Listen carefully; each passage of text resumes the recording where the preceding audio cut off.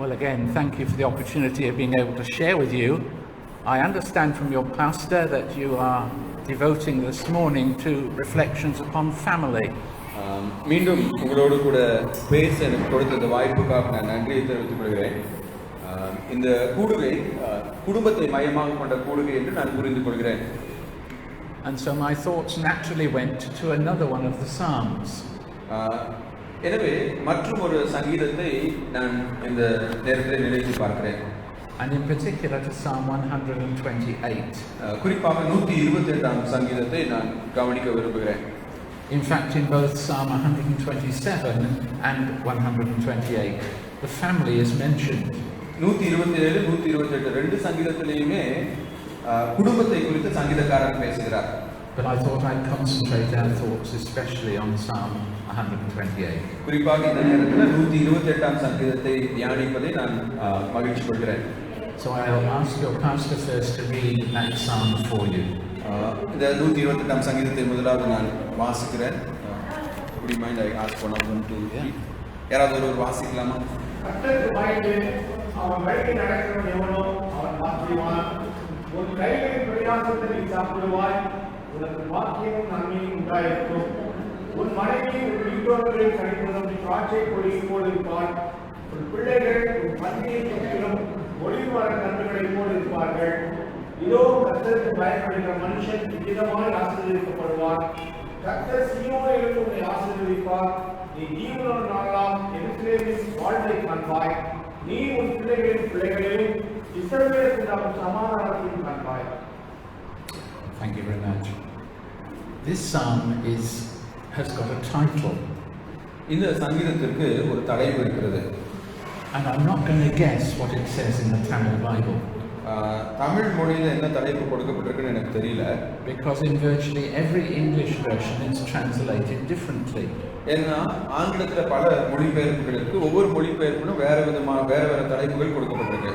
But the general idea is that it's a song associated with going up. இந்த சங்கீதம் மேல் நோக்கி செல்லும் ஒரு சங்கீதம். And it would be my view that it's one of a collection from Psalm 120 to 134. 120ஆம் சங்கீதத்திலிருந்து 134ஆம் சங்கீதம் வரை that were associated with the annual feasts and the pilgrimage up to Jerusalem. எருசலேமை நோக்கி வருஷத்துக்கு ஒரு முறை யூதர்கள் பயணப்பட்டு செல்லும்போது பாடுகிற சங்கீதங்களாக இருக்கிறது. And you know, if you're going off to a great celebration, you sing. ஒரு பெரிய கொண்டாட்டத்துக்கு போறப்போ நம்ம எல்லாரும் பாட்டு பாடிக்கிட்டே போவோம். That seems to be true of any culture. எல்லா கலாச்சாரத்திலும் பாடல்கள் அப்படி கொண்டாட்டத்தின் பகுதியாக இருக்கிறது. And so as these crowds were going up and returning, they were singing. இப்போ நம்முடைய சொந்த ஊர்களில் இருந்து எருசலேம் நோக்கி செல்லும் யூதர்கள் பாடிக்கொண்டே போகும் சங்கீதத்தில் ஒன்று இது. And in Psalm 127 and 128, they seem to be especially reflecting upon God's blessing of family. 127, 128ஆம் சங்கீதத்தில் குறிப்பாக குடும்பத்தை குறித்து அவர்கள் தியானிக்கின்ற வார்த்தைகள். But you'll notice that the first verse echoes Psalm 1. இந்த 128ஆம் சங்கீதம் முதல் வசனம் பார்த்தீங்க அப்படின்னா சங்கீதம் 1ல கூறப்பட்டிருக்கிற அதே கருத்தை திரும்ப நமக்கு சொல்லும். Blessed is. பாக்கியவான் என்று கூறுகிறது. Except here the emphasis is on blessed is everyone who. ஏன்னா இந்த இடத்துல பார்த்தோம்னா குறிப்பானவர்கள் மட்டுமல்ல எல்லோரும் ஆசீர்வதிக்கப்பட்டவர்கள் என்று வேதம் கூறுகிறது. One who lives in reverence for God. கர்த்தருக்கு பயந்து and walks in God's ways. அவர் வழியில் நடக்கிறவன் எவனோ அவன் பாக்கியவான். Now you can hear the echo, can't you, from Psalm 1? இது சங்கீதம் 1னுடைய ஒரு சுருக்கமான ஒரு வசனமாக இருக்கிறது. So here are Christian pilgrims, if I may use the phrase. இந்த கிறிஸ்தவ பயணிகள் பாடும் ஒரு பாடல். Who are celebrating the family life within the covenant God has established with them. கடவுள் தங்களோடு ஏற்படுத்தின உடன்படிக்கையை குடும்ப வாழ்க்கையிலே எப்படி அனுபவிப்பது என்று பாடுகின்ற பயணிகள். Now just a word about what follows. அடுத்த வசனம். Some of the phrases seem to be promises or guarantees. இந்த சங்கீதத்தை நம்ம வாசிக்கிறப்ப ஒரு சில வாக்கியங்கள் நமக்கு எப்படி தோணும்னா கடவுள் ஏதோ நமக்கு ஒரு ஆசீர்வாதத்தை கொடுக்கிற மாதிரி நமக்கு ஒரு வாக்கு கொடுக்கிற மாதிரி தோணும். and unwary Christians have taken them as guarantees. கடவுளுக்கு கீழ்ப்படியாத ஒரு சில கிறிஸ்தவங்களும் இது தங்களுக்கு நிச்சயமா ஒரு ஆசீர்வாதம் சொல்லி நினைத்து கொள்றாங்க. However, the language here is the language of wisdom. இங்கே சங்கீதக்காரன் ஒரு ஞான பாடலை பாடுகிறார். And the language of wisdom in the Bible refers to what God normally does. இந்த ஞான பாடல்கள்ல கடவுள் எப்படி செயல்படுவார் என்பதை நமக்கு வெளிப்படுத்துகிறார்கள். God is sovereign and he can deal with us as he will. கடவுள் இறையாண்மை உள்ளவர், அவர் தம்முடைய விருப்பத்தின்படி நம்முடைய வாழ்க்கையில இடைப்படுகிறவர். But here is a description of what God's usual plans are for his people, especially within the context of family. ஒரு குடும்ப வாழ்க்கை எப்படி ஆசீர்வதிக்கப்பட வேண்டும் என்று கர்த்தர் விரும்புகிறார் என்பதை விளக்கும் ஒரு ஞான பாடல் இது. So the psalmist says that a family that it is committed to God and lives under his covenant. ஒரு குடும்பமானது கடவுளுடைய உடன்படிக்கைக்கு கட்டுப்பட்டு வாழ்வது அவசியம் என்று சங்கீதக்காரன் கூறுகிறார். Is a family that can expect God to meet their needs. தங்களுடைய தேவைகள் சந்திக்கப்பட கடவுளையே சார்ந்து வாழும் ஒரு குடும்பம். And so there is a description here of the person who is happy with the labor of their hands. இங்கே தன்னுடைய கையின் பிரயாசங்களிலே மகிழ்ச்சியாக இருக்கின்ற ஒரு மனிதனை குறித்து பேசுகிறார். And God will prosper such a family. எந்த ஒரு குடும்பம் கடவுளை சார்ந்து கடின உழைத்து வாழ்கிறார்களோ அவர்களை கடவுள் ஆசீர்வதிப்பார். Of course, you and I know of situations where that's not actually true. அநேக குடும்பங்கள் அப்படிப்பட்ட ஒரு வாழ்க்கையை வாழ்வதில்லை. But we do know that even where it's not true, சில வேளைகளிலே சில குடும்பங்களிலே இந்த காரியம் காணப்படாமல் இருந்தாலும் those who have been through really difficult times, கடவுளுக்கு பயந்தவர்களும் கூட சில வேளைகளிலே பல பாடுகள் பட்டிருக்கலாம். above all those who've experienced difficult times in the context of their family life, தங்களுடைய வாழ்க்கையிலே கடவுளுக்கு பயந்திருந்தும் சில கஷ்டங்களை அனுபவிக்கிறவர்களாக இருக்கலாம். can say the Lord has looked after us. அவர்களும் கூட கடவுள் தங்களுடைய வாழ்க்கை மீது கரிசனை உள்ளவர் என்று கூறலாம். And that is what is stated here. God will look after us in covenant families. அதுதான் சங்கீதக்காரன் நினைவுபடுத்த விரும்புகிறார். நம்முடைய குடும்ப வாழ்க்கையை கர்த்தர் காப்பாற்றுவார். It then goes on to describe the relationship between a man and the husband and wife. இந்த சங்கீதத்திலே ஒரு கணவனுக்கும் மனைவிக்கும் இடையே இருக்கின்ற உறவை குறித்தும் பேசப்பட்டிருக்கிறது. And it refers specifically to the wife as a fruitful vine. மூன்றாம் வசனத்தில் நம்ம பார்த்தோம்னா ஒரு மனைவி கனிதரும் திராட்சை கொடியை போல் இருப்பாள் என்று கூறப்பட்டிருக்கிறது. Now I'm going to be controversial here. ஒருவேளை இங்கே நான் சற்று வேறுபட்ட ஒரு கருத்தை உங்களுக்கு தெரிவிக்க கூடும். I don't think it's a reference to having lots of children.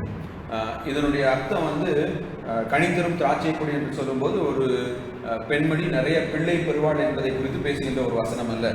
There is a reference to children in this verse and in the previous psalm.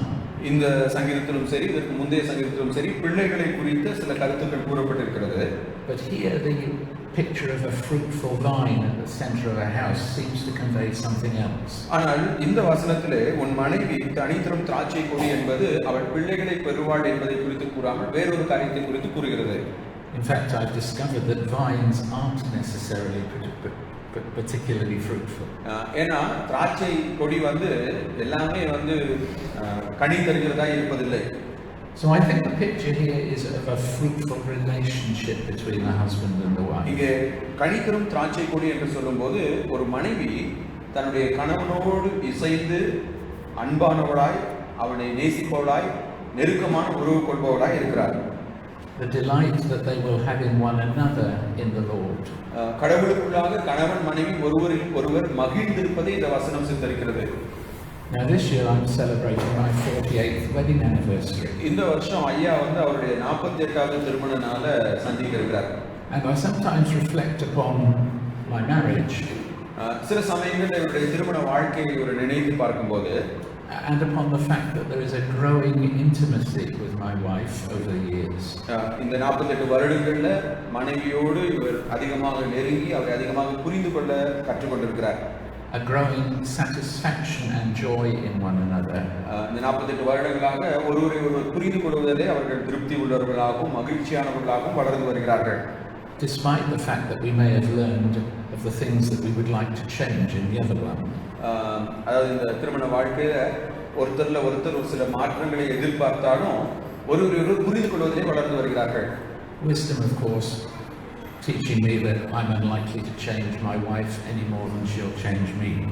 இந்த 48 வருஷத்துல இவர் கற்றுக்கொண்ட ஒரு அறிவு என்னன்னு சொல்லி கேட்டீங்கன்னா, இவரால இவர் மனைவியை மாற்ற முடியாது, அவர் மனைவியால இவரை மாற்ற முடியாது.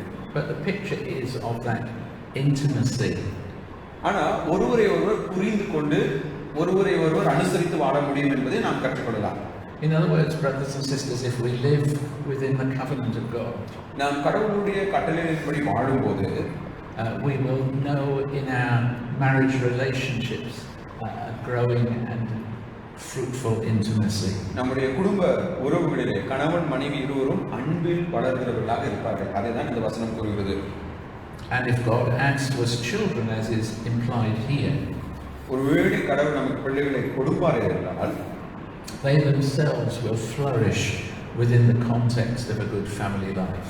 அவர்களும் கடவுளுக்கு பயந்து ஒரு நல்ல குடும்பத்திலே செழிப்பவர்களாக இருப்பார்கள். Now again, this is not a guarantee. மறுபடியும் இது கடவுள் கொடுக்கிற ஒரு வாக்குத்தத்தம் அல்ல. I thank God that my 3 children all profess the Lord Jesus Christ. ஐயாவுடைய 3 பிள்ளைகளும் விசுவாசிகளாக இருப்பதற்காக கடவுளுக்கு அவர் நன்றி செலுத்துகிறாரு. I'm particularly delighted that my son is in Christian ministry, my oldest son. இவருடைய மூத்த மகன் கடவுளுடைய ஊழியத்தை செய்வதை குறித்து ரொம்ப சந்தோஷமா இருக்காரு. I recognize, however, that is of grace, not that what I've done and my wife has done. அவங்க எல்லாம் விசுவாசத்துல இருக்கிறதுக்கு காரணம் இவர் நல்லவரா இருக்கிறனாலயோ இல்ல இவங்க மனைவி ரொம்ப பக்தி உள்ளவள் என்பதனாலயோ அல்ல, மாறாக அது கடவுளுடைய கிருபை. And happily his ministry is so different from mine that no one could say he copied me. அதே மாதிரி இவருடைய மூத்த மகன் செய்கின்ற ஊழியம் இவர் செய்கின்ற ஊழியத்திலிருந்து முற்றிலும் வேறுபட்ட ஒரு ஊழியத்தை அவர் செய்து வருகிறார். I thank God. கடவுளுக்கு நன்றி செலுத்துறாரு. All that is of grace. இதெல்லாம் கடவுளுடைய கிருபையினால் அருளப்பட்டது. But the point that this psalm is telling us is that a good family life, இந்த சங்கீதம் ஒரு நல்ல குடும்ப வாழ்க்கை எப்படி இருக்கும் என்பதை நமக்கு அடையாளப்படுத்துகிறது. will provide the best conditions for children to flourish in the Lord. கணவனும் மனைவியும் ஒருவரை ஒருவர் நேசித்து கடவுளுடைய அன்பில் வளரும்போது அந்த பிள்ளைகள் கடவுளை அறிகின்ற அறிவில் வளரக்கூடிய ஒரு நல்ல சூழ்நிலையை அவர்கள் உருவாக்கி கொடுக்கிறார்கள். Now both those references to our spouses and our children demand effort on our behalf. இங்கே கணவன் மனைவி அன்பில் பெருகுவதாக இருந்தாலும் சரி, பிள்ளைகளை கர்த்தருடைய அறிவிலே வளர்ப்பதாக இருந்தாலும் சரி, இது இரண்டுமே நம்முடைய முயற்சியையும் அங்கே உள்ளடக்கி இருக்கிறது. A good marriage doesn't happen by accident. ஒரு நல்ல திருமணம் என்பது ஏதோ ஒரு விபத்தை போல ஏற்படுவதல்ல. A successful family is not achieved simply like magic. ஒரு வெற்றியுள்ள குடும்ப வாழ்க்கைங்கிறது ஒரு மேஜிக் மாதிரி அதுவே தானா நடந்துராது. It requires we seek together to live under God. அது கணவன் மனைவி இருவரும் கடவுளுக்கு கீழ்ப்படிந்து வாழ தங்களை அர்ப்பணிப்பதன் மூலமாக தொடங்குகிறது. But the psalm does reflect that where that takes place, அது எந்த இடத்துல அப்படிப்பட்ட ஒரு குடும்பம் உருவாகும் என்பதை தான் நாம் இங்கே வாசிக்கிறோம். The best conditions exist for a good marriage. ஒரு நல்ல திருமண வாழ்க்கை எப்படிப்பட்ட சூழலில் வளரக்கூடும் என்பதை நாம் இங்கே பார்க்கிறோம். And a marriage in which children are properly nurtured. ஒருவன் கர்த்தருக்கு பயப்படும் பொழுது அவனுடைய மனைவி பிள்ளைகள் எல்லோரும் கடவுளுக்காக வளருவார்கள். And so the psalm continues with verse 4, which is really a repetition of verse 1. முதலாம் வசனத்தை பிரதிபலிக்கின்ற 4வது வசனத்தை நம்ம பார்க்கிறோம். So shall a husband be blessed in his wife and children if he honors the Lord. இதோ கர்த்தருக்கு பயப்படுகிற மனுஷன் இவ்விதமாய் ஆசீர்வதிக்கப்படுவான் என்று வேதம் கூறுகிறது. But the final verse adds something. Last couple of verses add something else. 5-6 வசனங்கள் சற்று வேறுபட்ட கருத்தை நமக்கு வெளிப்படுத்துகிறது. One of the things I've noticed in the Psalms sometimes is that they appear to completely change tack. சில சமயத்தில் நம்ம பார்த்தோம்னா சங்கீதத்தில் ஒரு சில வசனங்கள் ஒரு கருத்தையும் கடைசி வசனங்கள் வேற கருத்தையும் சொல்ற மாதிரி நமக்கு தோணலாம். So the first half of the psalm says this, and the second half of the psalm says that. அப்ப நம்ம என்ன நினைக்கலாம், முதல் 4 வசனங்கள் குடும்பத்தை பத்தி பேசுது, 5-6 வசனம் வேற எதையோ பத்தி பேசுதுன்னு நம்ம நினைக்கலாம். And if you sit and reflect, you think, how do the two parts fit? அப்போ என்னடா முதல்ல எப்படி சங்கீதக்காரன் எழுதுறாரு, ரெண்டாவது வேற கருத்து எழுதுறாரு, இது ரெண்டும் எப்படி ஒத்து செய்து போகும் என்று நாம் சிந்திக்கலாம். And that seems to happen here. இந்த சங்கீதத்திலே அதே மாதிரி தான் 5ஆம் வசனம் திடீர்னு வேற ஏதோ பேசுற மாதிரி இருக்கு. How does this reference to God's blessing from Zion or blessings from Jerusalem fit with what has gone before? பாருங்க, 5ஆம் வசனத்துல கர்த்தர் சீயோனிலிருந்து உன்னை ஆசீர்வதிப்பார், எருசலேமின் வாழ்வை காண்பாய் என்பதற்கும் மேல இருக்கிற 4 வசனங்களுக்கு என்ன சம்பந்தம்? I think it is, the connection is probably this. என்ன சம்பந்தம் என்றால், as the pilgrims have been celebrating marriage life, இப்ப எருசலேமுக்கு பயணப்பட்டு போகின்ற அந்த யூத பயணிகள் தங்களுடைய திருமண வாழ்க்கையை கொண்டாடும் போது, as they've been celebrating family life, அவருடைய இல்லற வாழ்க்கையை அவர்கள் கொண்டாடும் போது, they look around to one another. அவர்கள் ஒருவரை ஒருவர் பார்த்து, and they call down God's blessing upon their families together. அவர்கள் எல்லோரும் ஒன்றா சேர்ந்து கூட்டமா போற பயணிகள் கடவுளிடத்தில் தங்களுடைய குடும்பத்தை ஆசீர்வதிக்கும்படியாக கேட்டுக்கொள்கிறார்கள். There is this prayerful commitment to other families to be as God calls them to be. தங்களுடைய குடும்பத்துக்காக மட்டும் ஜெபிக்காம தங்களோடு வருகின்ற பிற குடும்பங்களும் கடவுளால் ஆசீர்வதிக்கப்பட வேண்டும் என்று அவர்கள் வேண்டிக் கொள்கிறார்கள். And then there's this final prayer, கடைசி வசனம், which returns to the business of children. மறுபடியும் பிள்ளைகளை குறித்து சொல்லுது. May peace be upon you and your children's children. நீ உன் பிள்ளைகளின் பிள்ளைகளையும் இஸ்ரவேலுக்கு உண்டாகும் சமாதானத்தையும் காண்பாய். Now I am so old that I've got a number of grandchildren. ஐயாவுக்கு நல்ல வயசாயிடுச்சு, அவருக்கு நிறைய பேர பிள்ளைகள் இருக்காங்க. I now have 6 grandchildren. 6 பேர பிள்ளைகள் இருக்காங்க. 6 boys. 6 ஆண் பிள்ளைகள். 5 boys. 5 ஆண் பிள்ளைகள். And 1 girl. ஒரு பெண் பிள்ளை. We were really pleased when we got a girl. அவங்க எல்லாரையும் பார்க்கிறது எனக்கு ரொம்ப மகிழ்ச்சி. And it's a privilege for me to see my children grow up. என்னுடைய பிள்ளைகள் வளர்ந்து வரத பார்க்குற பாக்கியம் எனக்கு கிடைச்சது. To have seen God's peace rest upon us as a family most of the time. பெரும்பாலான நேரங்களில் அவங்களுடைய குடும்பத்தில் கடவுள் சமாதானத்தை கொடுத்ததை இவங்க அனுபவிச்சிருக்காங்க. To see God's blessing upon them. கடவுள் அவர்களை ஆசீர்வதித்ததை இவங்க பார்த்திருக்காங்க. To see them grow families themselves. அவர்களுடைய சொந்த குடும்பங்களை அவர்கள் வழிநடத்துவதை இவங்க பார்க்க கடவுள் உதவி செய்திருக்காரு. And to celebrate the fact that this is God's part of God's blessing and promise. இது கடவுளுடைய வாக்குத்தத்தத்தின் ஒரு பகுதி என்பதை ஐயா உணர்ந்து கொள்கிறார். God says to you and to me, கடவுள் இவரிடத்தில் நினைவுபடுத்துகின்ற ஒரு காரியம், without making it a guarantee, அதாவது இந்த சங்கீதம் என்பது ஏதோ ஒரு கடவுள் கொடுக்கிற ஒரு வாக்கு அல்ல. that if we seek to live before God, நாம் கடவுளுக்கு பயந்து வாழ்வோமே என்றால், and we seek to take God into our own families, நம்முடைய குடும்பத்திலே கடவுளுடைய பயத்தை நாம் நிலைநாட்டுவோமே என்றால், to live in family as those who are God's children, நம்ம குடும்பமாக பிள்ளைகளோடு சேர்ந்து கடவுளை தேடுவோமே என்றால், we place ourselves in the best place for a blessed marriage. நாம் அப்படி செய்யும் பொழுது நம்முடைய குடும்பம் ஆசீர்வதிக்கப்படக்கூடிய ஒரு நல்ல சூழலை நாம் உருவாக்குகிறோம். A blessed family, நம்முடைய வாழ்வு ஆசீர்வதிக்கப்படக்கூடிய சூழலை உருவாக்குகிறோம். and blessed families. நம்முடைய குடும்பம் மட்டுமல்ல, நம்மை சார்ந்த பிற குடும்பங்களும் நம்மால் ஆசீர்வதிக்கப்படும். But again, I remind you finally, கடைசியா நான் உங்களுக்கு நினைவுபடுத்துகிற ஒரு காரியம், none of this is automatic. இது எதுவுமே தானாக நடைபெறாது. It requires our own self-reflection and efforts. இது நம்முடைய சொந்த முயற்சியை உள்ளடக்கியது. And above all, it depends upon the grace of God. கடவுளுடைய கிருபை தான் இதற்கு அஸ்திபாரமாக இருக்கிறது. But where the grace of God is present, எங்க கடவுளுடைய கிருபை இருக்கிறதோ, often God blesses in this particular way. கடவுள் இந்த விதத்திலே அந்த குடும்பத்தை ஆசீர்வதிக்கிறார். So just one final comment. இறுதியாக ஒரு காரியம், I know, brothers and sisters, that this is not always true. இந்த சங்கீதத்தில் கூறப்பட்டிருக்கிற மாதிரி எல்லா நேரத்திலையும் ஆசீர்வாதங்கள் நமக்கு கிடைக்க போறது கிடையாது. As a pastor, I know that it's not true. ஒரு போதகராக இது எல்லா குடும்பத்திலையும் பொருந்தும் என்று நான் பார்த்ததில்லை. And my heart goes out to those for whom what is said here doesn't match up with their experience. சிலருடைய வாழ்க்கையில இங்கே கூறப்பட்டிருக்கிற அனுபவத்தை அவர்கள் பெற்றுக்கொள்ளாமல் இருப்பவர்களை பார்க்கும்போது அவர்கள் மீது எனக்கு அனுதாபம் இருக்கிறது. I do not condemn when things go wrong. நம்முடைய குடும்பத்துல சில காரியங்கள் தவறாக நடைபெறும் போது அதை நான் குற்றப்படுத்தவில்லை. And I know only too well that often it's through the greatest trials that God gives us His greatest சில blessing. சமயம் நம்ம குடும்பமாக பாடுகள் அனுபவிக்கும் போது அந்த பாடுகளின் மூலமாக தான் கடவுள் நம்முடைய வாழ்க்கையில செயல்படுவார் என்பதையும் நான் அறிந்திருக்கிறேன். And that ought to be a comfort to us when this psalm doesn't seem to apply to us. ஒருவேளை இந்த சங்கீதத்துல சொல்லப்பட்டிருக்கிற மாதிரி ஆசீர்வாதங்களை நாம் அனுபவியாத நேரத்திலே பாடுகளின் மத்தியில கடவுள் செயல்படுவார் என்பது நமக்கு ஆறுதல் அளிக்கிறது. When it seems to mock us. சில சமயத்துல இந்த சங்கீதத்தை நம்ம வாசிக்கிறப்போ என்னடா இது மாதிரி எனக்கு இல்லையே, இது நம்முடைய கேள்விப்படுற ஒரு சங்கீதமாக கூட நம்ம கருதலாம். But we are called upon to trust God. ஆனால் நாம் கர்த்தரை நம்பவும் And to be comforted by the fact that if we seek to honor Him in our family lives, நம்முடைய குடும்ப வாழ்க்கையில கடவுளை கனப்படுத்தவும், it is usually His purposes to bless us in the way that's described here. நாம் கடவுளை கனப்படுத்தும் போது கடவுள் நம்மை கனப்படுத்துகிறவராய் ஆசீர்வதிக்கிறவராய் இருக்கிறார். Bless you again, brothers and sisters.